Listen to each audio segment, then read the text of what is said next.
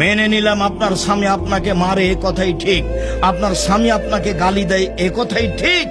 এরপরে আপনাকে আমি মেনে নিতে বলছি, কেননা আপনি যে মন ভারী করে কথা বলছেন না, এক গ্লাস পানি চাইলে নিয়ে গিয়ে সামনে ঠ্যাক্কস করে রেখে দিকে চলে যান। ভাত মেয়েকে দিয়ে পাঠান, ভাত বৌমাকে দিয়ে পাঠান, তরি তরকারি বৌমাকে দিয়ে পাঠান, ছেলের হাত দিয়ে পাঠান, নিজে আপনি যান না। আপনি মনে রাখেন, যতদিন পর্যন্ত আপনি এভাবে চলবেন, কোনোদিন আপনার ইবাদত কবুল হবে না। আপনার স্বামীর মুখ খারাপ, এরপরে আমি আপনার দিনী ভাই আপনাকে বলছি, আপনি মেনে নেন।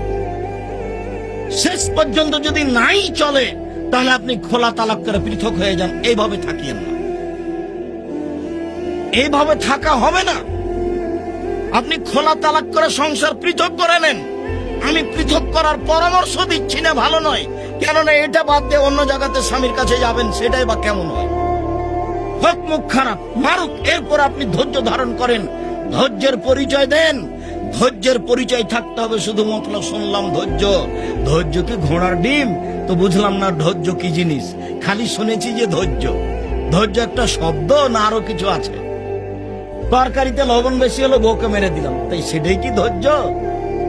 একজন লোক আমাকে বলেছে, হ্যাঁ কি মনে করিস তুই? তো আমিও বললাম, হ্যাঁ তুই কি মনে করিস? এটাই কি ধৈর্য? রিক্সাওয়ালা 50 টাকা ভাড়া চেয়েছে, এক থাপড় লাগিয়ে দিলাম, এটাই কি ধৈর্য?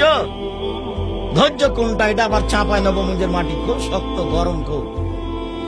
যেন আমার খুব মনে পড়ে আপনার ওই রহনপুর জালিবাগানের কথা। আমার খুব মনে পড়ে চাঁপায় নবগঞ্জ জাইল গ্রামের কথা।